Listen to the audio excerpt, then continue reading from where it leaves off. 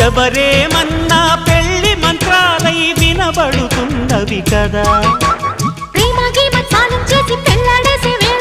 ప్రేసి కాస్త పెళ్ళామయ్యే ఆసు ముహూర్తం వచ్చేసింది.